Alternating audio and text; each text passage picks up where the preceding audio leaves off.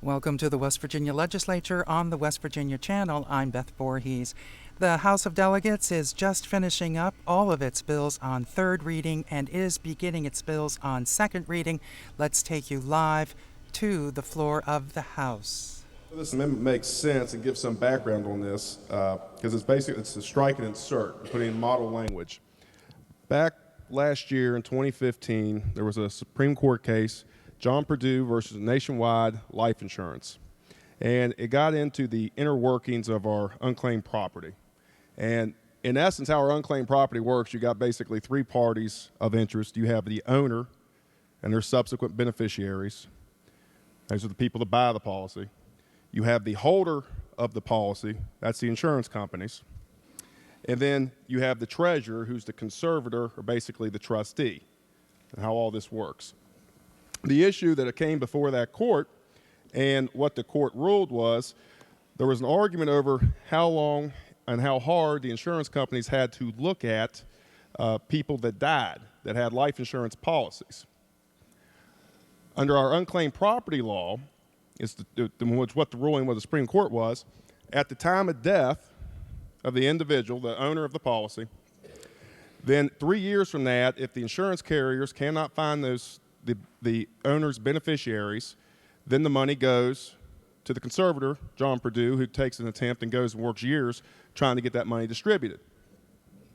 The insurance carriers argued that that wasn't the case, that they got to hold on to that money indefinitely until a claim was submitted by the beneficiaries or the heir of the owner, and until that time they got to hold that money. And the end result, why that's important is, typically the insurance carriers will, I don't know if they'll keep issuing policy fees, even after you're dead, and they know you're dead. And they'll keep issuing them, and since no money's coming in, they'll deduct it out of the cash value of your policy. So over a period of time, the value of that money goes completely away. It's theft of the owner who's put out that policy. The West Virginia Supreme Court ruled in favor of the treasurer, said absolutely not, that's not how our laws are understood in the state of West Virginia. And they also made reference to a United States Supreme Court, Connecticut Mutual Life Insurance versus Moore. So, not Delegate Moore, but another Moore from 1948. So, there's very strong standing on this. Well, we really don't have to do anything whatsoever after the Supreme Court ruled on this matter. But there was a bill that was issued. There's been a couple bills that have been introduced on this that have been sort of banging around and has made a lot of press. And my strike and insert amendment is entirely the National Conference of Insurance Legislatures, NCOIL. They have Model Unclaimed Life Insurance Benefit Act. That's the model legislation, and it's in 19 or 20 states. That's it. And this is the total thing. It's slightly different from the bill, but this is what's been recognized throughout 20 jurisdictions. So that's my amendment. In a nutshell, this isn't a radical proposition. They're talking about the very last bill on third reading is House Bill 4739, the Unclaimed Life Insurance Benefits Act.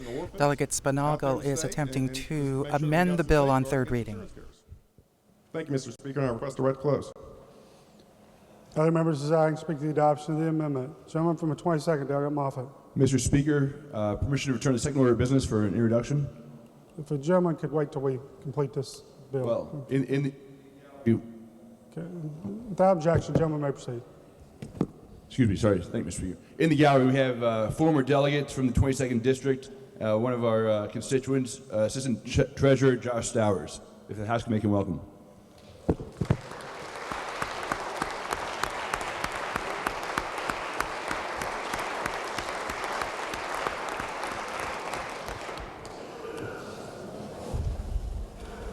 The gentleman from the 13th, Delegate Cato. I return to second order of business. The gentleman may proceed. Yeah, Mr. Speaker, thank you. My niece, Amanda Cato, is in the West Gallery visiting with us today. Stand up, Amanda. Everyone make her welcome. Thank you.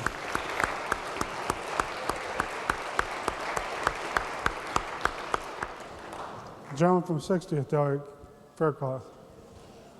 Thank you, Mr. Speaker. Rule 49, I'm a candidate for the Treasury. Okay, let me come back to you after we get, gentleman from the 38th.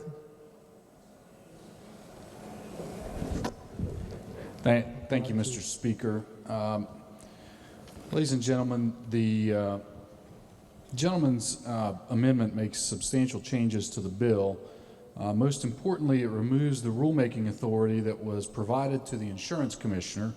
The subcommittee that reviewed the bill specifically recommended the language that is contained in the bill that requires the insurance commissioner to promulgate legislative rules requiring a comparison against the death master file to be completed on policies issued before the year 2000 if the commissioner determines that reliable technology and data exist to make such a comparison accurate and cost effective. Further, the bill provides the insurance commissioner the ability to limit the death master file comparisons or exempt an insurer from the comparisons upon demonstration of hardship. So if it's a small insurer or the policies are so old, the insurance commissioner has the ability to waive or limit those comparisons. The amendment also requires that the comparisons happen on a semi-annual basis as opposed to an annual basis. Mr. Speaker, ladies and gentlemen, I would urge rejection of the gentleman's amendment. The gentleman from 17th, Doug Reynolds. Thank you, Mr. Speaker. I had some questions for the Vice Chair. Gentleman yield. Gentleman yields. Certainly. Thank you. I'll do the best I can. I can't make any promises this evening. I was just looking at the model legislation and comparing it to the bill before us. Would it be correct to say that the bill before us only imposes the duty to check the death master file on policies from the year 2000 forward? The committee and the subcommittee made the determination that for smaller companies, there may be an exorbitant expense to go back and check those, what presumably would be paper files rather than electronic files. There was some discussion about whether or not the records from, I believe, 1984 or 1986 up to 2000 were readily accessible in a digital or computer check format. And without that ability to waive that fee or to, not fee, but waive that requirement to check it or reduce that requirement to check it, depending on individual circumstances, it was determined by the subcommittee and the full Judiciary Committee that there would be an undue hardship on those smaller companies that are trying to check back for 25 years. But doesn't this exemption apply to all insurance companies, not just small insurance companies? It does, and again, the larger companies, if you read the rulemaking provisions, the insurance commissioner under the bill, not the gentleman's amendment, but the bill is provided with the authority to make those determinations by rule. Secondly, comparing the two, doesn't the bill only include policies issued in the state of West Virginia? So if somebody moves here to West Virginia, they don't have to check those policies? Yes, the bill as it came down only includes policies issued in West Virginia, and the gentleman's does not. It includes policies that may be issued elsewhere. And I would suggest that that's probably an important distinction because I'm not sure that we have the ability to regulate insurance practices in another state. But in unclaimed property, they would have a duty to turn the property over if the person was here and the property was in West Virginia, correct? If the property, yeah, I suppose if the property was in West Virginia, yes. And that means that the insurance policy would have to pay benefits in West Virginia, and I'm not certain that if it's issued in another state and unless a person is a resident of West Virginia, I don't know that the Treasurer's Office would be able to exercise jurisdiction over it. And you mentioned the problems with the policies issued before the year 2000, but on page 3 of the bill, it says that that they would have to use only first to use electrical records and then most easily accessible insurer records. Is the title most easily accessible insurer record, is that defined anywhere else in that section of code? I'm sorry, I'm not seeing the specific language. Could you point me to the line that you're looking at just so I can get a full reading of the sentence? One of the differences between the Model Act and this is on page 3, it says, Yep. the insurer, section B, the insurer comparison of policies, annuity contracts, and account owners shall be conducted first to the extent that such records are available electronically, and then using the most easily accessible insurer records. Is there any definition of what those records would be? No, and that is, I think you've hit on one of the reasons why we should retain rulemaking authority for the insurance commissioner, is that there's clearly an intent of the legislation that the electronic records be checked against, the death master file be checked against, the updates be checked against electronically, and then if there is an issue that the check the most easily accessible insurance records, and that would be determined by the rulemaking process through the insurance commissioner, which is not retained, as I understand it, in the gentleman's strike and insert.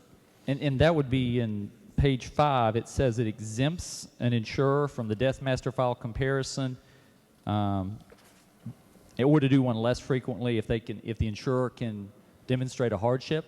Is that one of the other differences between the Model Act?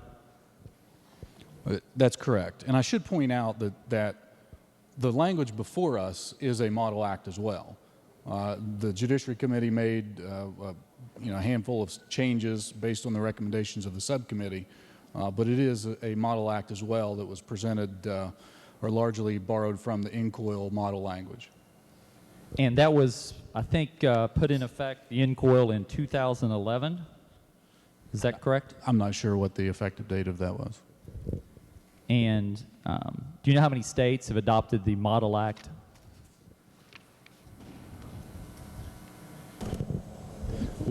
We believe that it's between 17 and 19. Obviously, they've introduced the Model Act, and then they may have tinkered with it on their end in those states. It's just as we have here. Thank you. To speak to the amendment at the appropriate time. Gentleman may proceed. Thank you, Mr. Speaker. 18 other states have taken this Model Act and found that it is necessary to protect the insureds. It's their money. Let's keep in mind in this case, this dealt with money that insurance companies knew that it wasn't theirs, that it was the beneficiaries of some type, of some persons. And so you ask me, how did they know? And if you look at Justice Ketchum's opinion in the case, he found that it was a normal business practice that these insurance companies would look at the annuities, they would look at the death master file for their annuities and cut people's benefits off. And in many cases, these were the same people that had an annuity, which they were getting a check for, and an insurance policy. So that they could check the death master file more than once annually, to cut someone's benefit off, but they couldn't bring themselves to check it to find out if the person was dead and claim, gosh, we don't know if it's unclaimed property yet. Now, 18 other states since 2011 have said this act is good enough to protect our citizens. It's good enough to protect ours. I urge passage. Lady from 51st, Dr. Pleshauer. I don't have my light on. Further members desiring to speak to the adoption of the amendment before I recognize the gentleman from the 55th to close. Gentleman from the 55th. Thank you, Mr. Speaker. Just briefly, why I took literally the Model Act and implemented it. Let me tell you what's getting ready to happen if you do not vote for this amendment. Now, this is a pretty conservative group, the American Council of Life Insurers. Before 2000, which we in this bill explicitly ban, you know how many life insurance policies out there that haven't been claimed? Over 1 million. In the face amount of $40 billion. If you go ahead and vote without this amendment, you are just knocking out citizens in the state of West Virginia their money. It's going to be one of the biggest thefts in the state of West Virginia to allow that exclusion before the year 2000. Let me say that again. 1 million policies outstanding before the year 2000, according to the insurance industry themselves, which they track, face value greater than $40 billion. That's throughout the United States. Do you really want to screw our people that bad? Widows and orphans? These people, typically what happens on these life insurance policies, you don't even know you got them. I mean, you might get them when you're in your 20s or your 30s and you got some young kids and you get a life insurance policy. It's their money and they pay into it and they pay into it and they die, but they named their kids, the beneficiaries. And their kids don't know anything about it. That was money that came out of their paycheck that they put away to take care of their kids. It's not the insurance company's money. What are we doing? And why is it okay just to commit theft? Why is it okay to transfer property from private individuals to corporations down here? I don't get it. This is model code in 17 and 19 other states. And it's just straight out. This is good for the citizens of West Virginia. I don't understand why you would not want to adopt the model code. So, Mr. Speaker, I request the yeas and nays. Roll call has been demanded. Is the demand sustained? Demand is sustained. There are a number of lights on. The gentleman's closed. Are these requests pursuant to Rule 49? Gentleman from the 51st, Delegate Kerchava. Request Rule 49. Gentleman, please state the basis for his request. Part of my practice is issuing life insurance policies. To the gentleman, as in a previous request, to the extent it would have an impact on you, it would be as a member of a class, and therefore the gentleman would be required to vote. Gentleman from 53rd, Delegate Smith. Thank you, Mr. Speaker. Point of inquiry. Gentleman may state his point. Are we still live streaming? I believe so. Okay, thank you. I thought so. Thank you. Gentleman from the 35th, Delegate Byrd.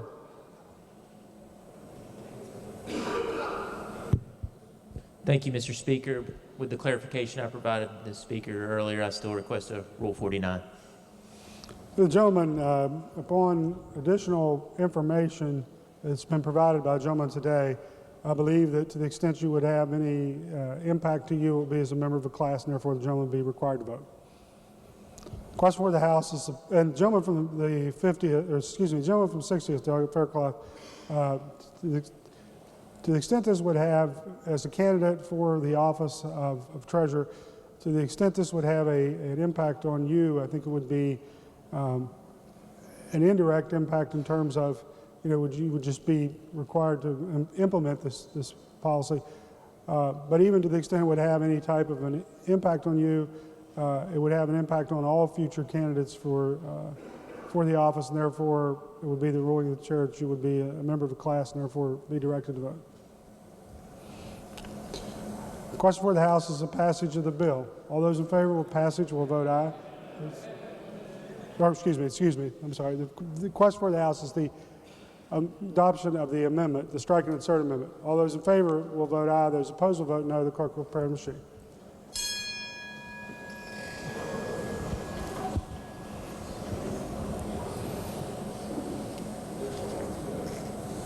Has every member voted? If so, the clerk will close the machine and ascertain the result. On this question, 39 ayes, 54 nays, 7 members absent not voting. Less than a majority of members present having voted in the affirmative, I declare the amendment rejected. Are there further amendments? Delegate Spinagle moves to amend the bill. This is HFA Spinagle 3-1, number 2. Gentleman from the 55th asked unanimous consent to explain the amendment in lieu of having it read. Is there objection? Chair is none. Gentleman. Thank you, Mr. Speaker. All I'm doing on this is inserting language from syllabus point 1, John Purdue version Nationwide Life Insurance. In essence, the insurance obligation to account for and pay those proceeds is tied to instead to the death of the insured, maturing 3 years thereafter. We just want to make sure that's clear. That's it. Don't want to overturn that court case unless that's basically it. Request the right to close. With other members desiring to speak to the adoption of the amendment, the gentleman from the 20th, Delegate Markham. Thank you, Mr. Speaker. Ladies and gentlemen, I rise in support of the gentleman's amendment. I'm tired of this body coming in here and every time we disagree with the Supreme Court, we pass legislation. We want to go against what the Supreme Court told us. There's 3 separate branches of government for a reason. So every time we get offended by the Supreme Court, we want to come in here and try to overdo what they've done. So for those reasons, the Supreme Court's ruled on this, and I'm going to stand with the Supreme Court and ask you to do the same. We need to quit jumping around, and every time we're mad at the Supreme Court trying to overturn them. With other members desiring to speak to the adoption of the amendment, lady from 51st, Delegate Fletcher. The 55th yield. Gentleman yield. Gentleman yields. Yes. I'm not completely clear what the Supreme Court's ruling is and how this language here says that it's not going to be overruled? The language of the Supreme Court ruling was that at the time of the death of the owner of the policy, okay, that money from the time of that death, within 3 years, if they have not found the beneficiaries of that money gets transferred over to the treasurer's office, which goes into the unclaimed property for the treasurer's office to locate. So they were The interpreting... insurance companies were taking the position that until the beneficiaries actually made a claim, which could be 7, 10, actually they tried to make a claim that was like 95 years after the fact, that they could hold on to those policies. But the Supreme Court was interpreting our state statute. Correct. The Supreme Court interpreted the Unclaimed Act. And so... Unclaimed Property Act. This is saying, is it just repeating the code section or repeating the Supreme Court language or both? It's repeating the Supreme Court language in syllabus point 1. Okay. And you think that and is the main reason that the main bill violates this, is it has a cutoff at 2000? That they don't have to go back after that? I'll speak against the bill, but this is just an amendment. I wanted to take a bad bill and make it a little bit better with this amendment since the first one failed. But this would say you have to go back even farther to before the year 2000. No, this does not correct that. It does not correct that. It just spells it going forward. Okay, so this makes it prospective, and so, but it doesn't reverse the Supreme Court case. No. That's the purpose of this. The purpose is to put the language of the Supreme Court case in the code itself. Okay, thank you. Further members desiring to speak to the adoption of the amendment. Gentleman from 38, Delegate Lane.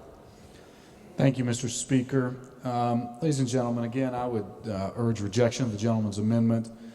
I would point out that the bill before us, as it came down from House Judiciary Committee, already contains a section that indicates that the benefits are first payable to the designated beneficiary, and in the event the beneficiaries cannot be found, the bill directs that it's paid to the state as unclaimed property pursuant to the Uniform Unclaimed Property Act. I would note, for the members' interest, on page 5, section sub I, on line 43, the benefits from a policy, annuity contract, retained asset, plus any applicable accrued contractual interest shall first be payable to the designated beneficiaries, owners, in the event, and track on over, the language on the last few words there is pursuant to Article 8, Chapter 36 of this code. That is the unclaimed property code section. So then if you follow that over, it becomes presumed abandoned property when the obligation to pay arose, and that's at the death of the insured. And so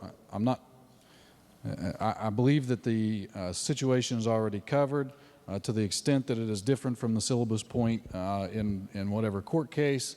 I think that I don't know that this body should adopt one particular instance where the unclaimed property law and its workings in the Treasurer's office is different from every other unclaimed property that has been abandoned or presumed abandoned to the Treasurer's office.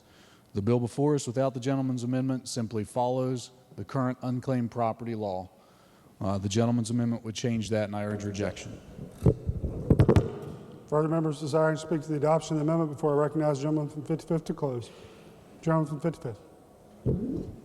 Thank you, Mr. Speaker. This is a good amendment. It spells out the legislative intent of this body, that we stand with the Supreme Court and we stand with the beneficiaries in the state of West Virginia, rather than the insurance companies. So there is nothing wrong with this amendment. It spells it out in black and white, and I would urge adoption and request the yeas and nays. Roll call has been demanded. Is the demand sustained? Demand is sustained. All those in favor, for what purpose does the gentleman from 35th seek recognition? Just a point of inquiry, Mr. Speaker. Your Rule 49 motion was for all questions on HB 4739, correct? Gentleman is correct. Request for the House is the adoption of the amendment. Those in favor of the gentleman's amendment will vote aye. Those opposed will vote no. The clerk will prepare the machine. Has each member voted? If so, the clerk will close the machine and ascertain the result. My question, 33 ayes, 60 nays, 7 members absent not voting. Less than the majority of members present having voted in the affirmative, I declare the amendment rejected. Are there further amendments? If not, the bill be engrossed and advanced to third reading. Clerk, please read the bill a third time. House Bill 4739. Request for the House is the passage of the bill. The gentleman from the 38th Delegate Lane to explain the bill. Thank you, Mr. Speaker. We heard a little bit about what the bill does during the amendment stage, but just to clarify, the bill seeks to create the Unclaimed Life Insurance Benefits Act. The majority of the language contained in the bill comes from the Model Act. Specifically, the Act requires an insurer to perform an annual comparison of its insured's in-force policies, annuity contracts, and account owners by using the Death Master File. So every year, the insurance company is going to check against the Death Master File. It also requires a comparison using the full Death Master File to be completed within 2 years of the effective date on policies issued from the year 2000 to present. So within 2 years, they have to go back and check every one of those policies. The Judiciary Committee spent much time discussing how far back the Act should go in looking at policies. The bill was even sent to a subcommittee. The subcommittee recommended the language that is contained in the bill before us that requires the insurance commissioner to promulgate legislative rules requiring the comparison on policies issued before 2000 if the commissioner determines that reliable technology and data exist to make such a comparison accurate and cost effective. The bill also details what an insurer shall do when it makes a potential match or if it learns of the possible death of an insured person within 90 days of the match or within 90 days of learning of the possible death. The insurance company shall complete a good faith effort to confirm the death, review its records to determine whether the person had purchased any other products with the insurer, and it shall determine whether any benefits are due. If a beneficiary or authorized representative does not communicate with the insurer within the 90-day period, the insurer, the insurance company, shall take reasonable steps to locate and contact the beneficiary or beneficiaries and send them information regarding the claims. The benefits are first payable to the designated beneficiary. However, to the extent that the beneficiaries cannot be found, the benefits shall be paid to the state as unclaimed property, and it shall flow through the current Unclaimed Property Act. The bill also gives the insurance commissioner the authority to limit an insurer's Death Master File comparisons or exempt an insurer from the comparison upon a demonstration of hardship by the insurer. Mr. Speaker, I urge passage of the bill. Will the other members desiring to speak to the passage of the bill? Gentleman from the 55th, Delegate Spinaga. Mr. Speaker, I would urge everybody to say no to this bill. Now we've heard some language here that this is the Model Unclaimed Life Insurance Benefit Act that was used. Let me tell you the difference between the Act and what we're getting ready to pass. All right, the Model Act applies to all policies. 4739 applies to only policies issued in West Virginia. So people moving in the state of West Virginia aren't going to get their property claimed. The Model Act applies to all contracts. This bill applies only to annuity contracts, which narrows the scope of the policies. The model policy applies to all policies included in the search. This is no searches for 18 months after receiving premium payments. And so there's a big gap where policies will fall through. The model policy calls for matches confirmed death within 90 days. This bill, you don't have to do anything for 90 days. What's that mean? There's delays in locating the beneficiary. The Model Act applies to all files. This Act, the Social Security Death Master File, says that searches may be limited only to electrical files, which eliminates older policies by doing that in this bill. The Model Act applies to all insurers. This one here, an insurer may be exempt from doing any background checks on the Death Master File, and the exception could swallow up the whole rule. The Model Act, it annually requires a Death Master search. This one, it's less frequent, and policies, again, fall through the cracks. And the thing that just really gripes me, really just does, the model policy requires Social Security Death Master File to search all policies. This stops it and grandfathers them all in at the year 2000. That's 1 million policies with over a cash value of $40 billion. That we are saying that the citizens of the state of West Virginia, your money's gone. It's sticking with the insurance industry. Anybody that died after year 2000, great. Treasurer can get your money and get it to your beneficiaries. There's something wrong with that. There just is. Made a couple of members trying to fix that. That to me is just sickening. And so we should reject this bill flat out. Other members desiring to speak to the adoption of the passage of the bill? Gentleman from 38th, to close debate. Thank you, Mr. Speaker. Just to try to touch on a couple of points, although my friend is certainly impassioned about the issue, I would suggest he is also equally wrong. The language before us, the definition of contract is pulled right from the Model Act. Now, as we heard in my back and forth with the questions, there have been 17 or 19 states that have adopted it. Each of them have tinkered with it a little bit. Some of them have changed the definition, some of them not. The language before us, the definition is model language. With respect to the year 2000, as I mentioned earlier, the committee made the decision and following on the subcommittee's recommendation, that was as far back as the mandatory shall from the statute would extend based on the information that we were provided that said that was when the records were easily accessible digitally. Now, again, I will point out that under the rulemaking authority that the gentleman wished to do away with, the insurance commissioner shall promulgate rules and regulations for the insurance companies to further check against the list. So if the insurance commissioner determines that it is cost effective and the records are, and he or she expects that the records are readily available to be searched, then that commissioner shall require the search of those records. Otherwise, quite frankly, the current law, as pointed out by my friend from the 55th, would apply to those policies. So the case law that he talks about would apply to any policies that are not searched. For the ones that are effective and covered by this statute would control. And finally, with regard to the timelines and who this protects and who it doesn't protect, this doesn't say that the insurer can sit on something for 90 days. It doesn't say they don't have to start doing anything for 90 days. It says that they shall, within 90 days, complete the check against the death master file.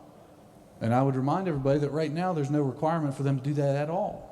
But right now, if this language is passed, they will be required to check against that within 90 days of receiving notice or believing that one of their insureds has passed away. And not only that, they're required annually to do the check, and they're required every 2 years to update their death file. And so I believe that if you want to protect insureds and make sure that they receive those benefits and make sure that they flow through the Unclaimed Property Act as it's written, this is an easy vote. It's a green vote. Request for the House is the passage of the bill. All those in favor of passage will vote aye. All those opposed will vote no. Clerk will prepare the sheet. Has each member voted?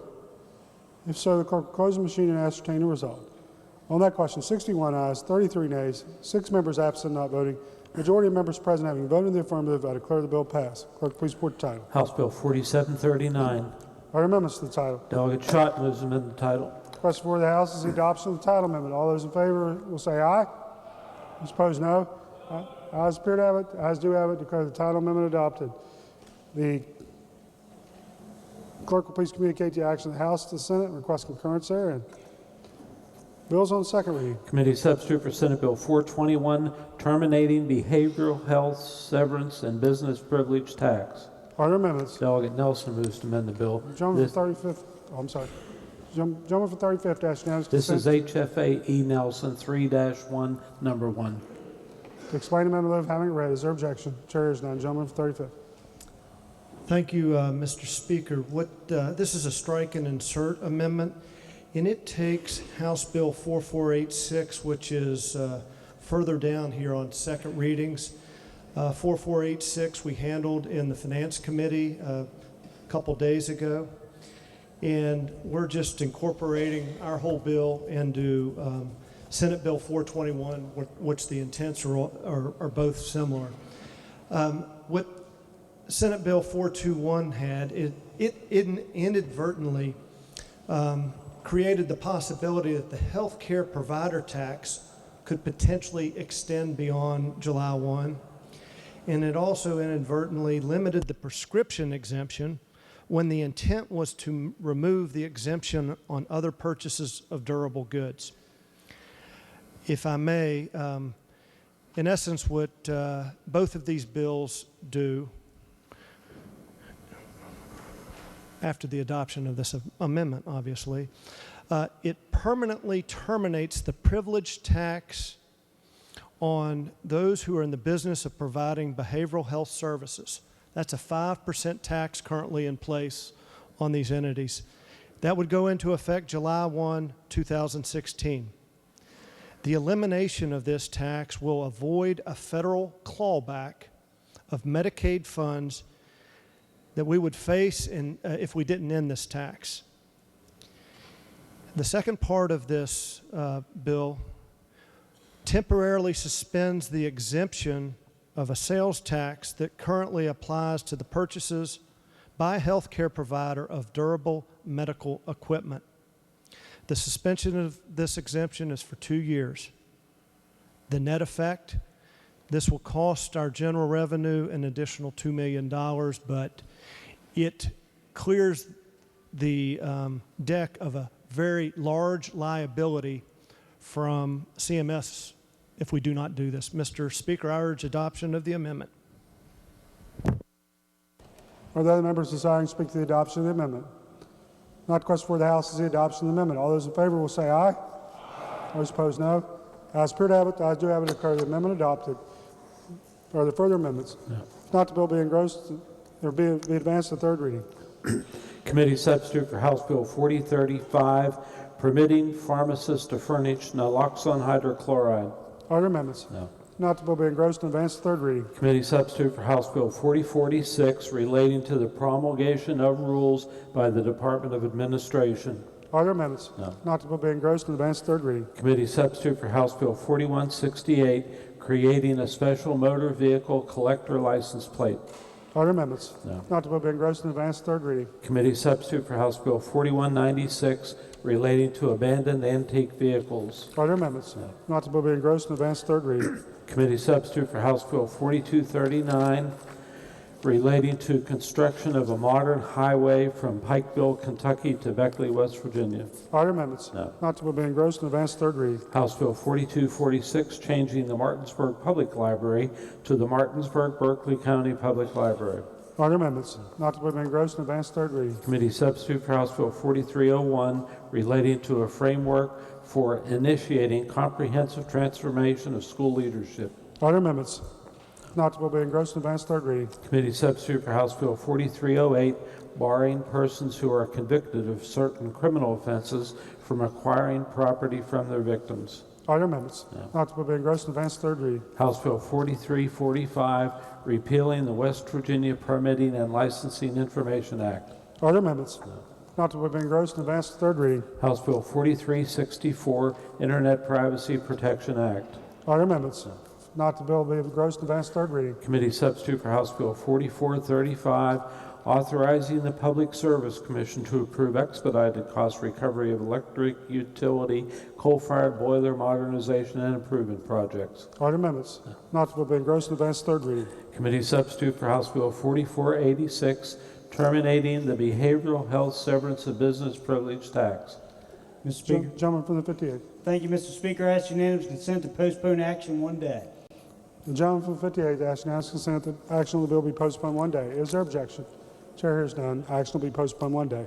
Committee substitute for House Bill 4537, relating to the regulation of chronic pain clinics. Are there amendments? No. Not to bill be engrossed and advanced to third reading. Committee substitute for House Bill 4586, ensuring that the interests of protected persons, incarcerated persons, and unknown owners are protected in condemnation actions filed by the Division of Highways. Are there amendments? Not to bill be engrossed and advanced to third reading. House Bill 4616, permitting county commissions the option of paying the salaries of county officials and their employees on a bi-weekly basis. Are there amendments? No. Not to bill be engrossed and advanced to third reading. Committee substitute for House Bill 4668, raising the allowable threshold of the coal severance tax revenue fund budgeted for personal services. Are there amendments? Not to bill be engrossed and advanced to third reading. For what purpose does the gentleman from the 22nd seek recognition? Thank you, Mr. Speaker. I ask unanimous consent to be added as a sponsor to House Bill 4616.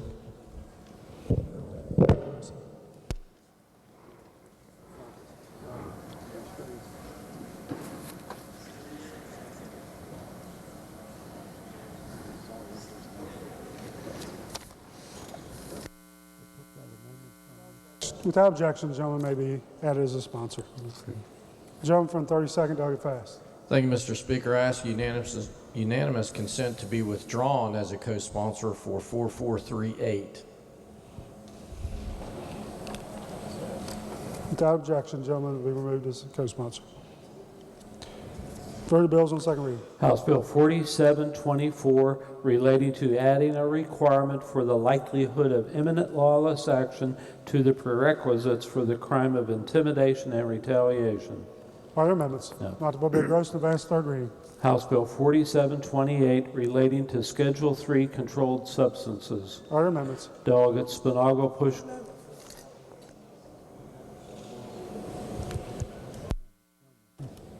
Are there amendments? Not to bill be engrossed and advanced to third reading. House Bill 4736, relating to the pawn of gift cards.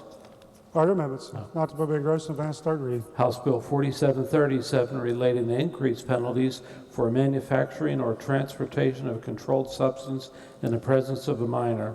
Are there amendments? Not to bill be engrossed and advanced to third reading. House Bill 4738, related to the offense of driving in an impaired state. Are there amendments? Not to bill be engrossed and advanced to third reading. House Bill 4740, permitting that current members of the National Guard or reserves may be excused from jury duty. Are there amendments? Not to bill be engrossed and advanced to third reading. Gentleman from 58th. Thank you, Mr. Speaker. I ask unanimous consent to return to the third order of business for the purpose of receiving committee reports. Gentleman from 58th, ask unanimous consent to return to the third order of business for the purpose of receiving committee reports. Is there objection? Chair hears none. Reports to standing committees. Committee on Judiciary has had under consideration Senate Bill 271, conforming definition of attest services to Uniform Accountancy Act. Reports the same back with the recommendation that it do pass. Report be received. Committee on Judiciary has had under consideration Senate Bill 27, permitting county commissions hire outside attorneys for a collection of taxes through courts. Reports the same back with recommendation that it do pass. Report be received. Committee on Judiciary has had under consideration Committee substitute for Senate Bill 102, conforming to Federal Law Enforcement Officers Safety Act. Reports the same back with amendment with recommendation that it do pass. Report be received. Committee on Judiciary has had under consideration Committee substitute for Senate Bill 265, allowing library volunteers necessary access to user records. Reports the same back with recommendation that it do pass. Report be received. Committee on Education has had under consideration Senate Bill 459, requiring County Board of Education to pay tuition to Mountaineer Challenge Academy. Reports the same back with recommendation that it do pass, that it be referred to Committee on Finance. Report be received. The bill be referred to Committee on Finance. Committee on Education has had under consideration Senate Bill 483, Marshall County LSIC waiver. Reports the same back with amendment with recommendation that it do pass as amended. Report be received. And the bill. Report be received.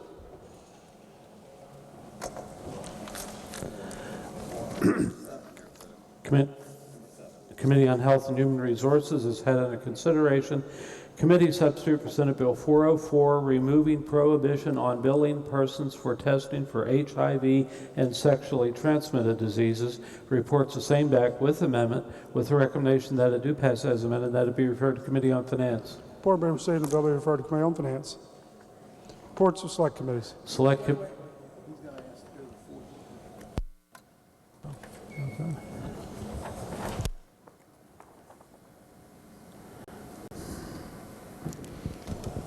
Gentleman from 58.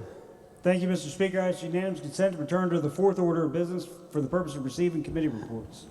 Gentleman from 58 asks unanimous consent to return to the fourth order of business for purpose of receiving select committee reports. Is there objection? Chair is none.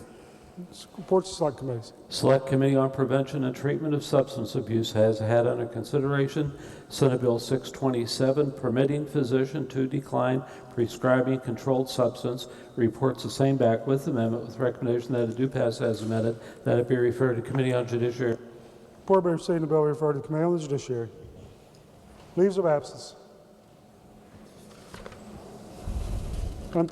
Miscellaneous business. Gentleman from the 58th. Thank you, Mr. Speaker. Subject to announcements, I move the House adjourn until 9 a.m. tomorrow. Are there announcements?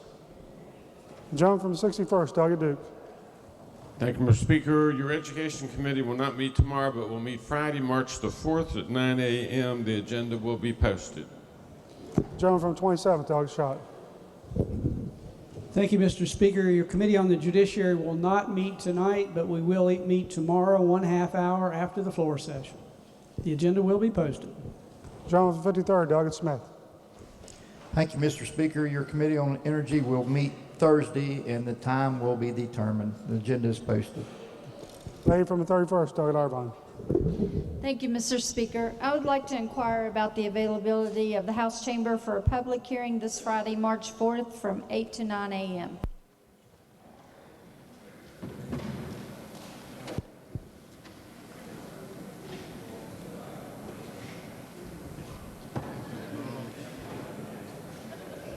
Chamber is available.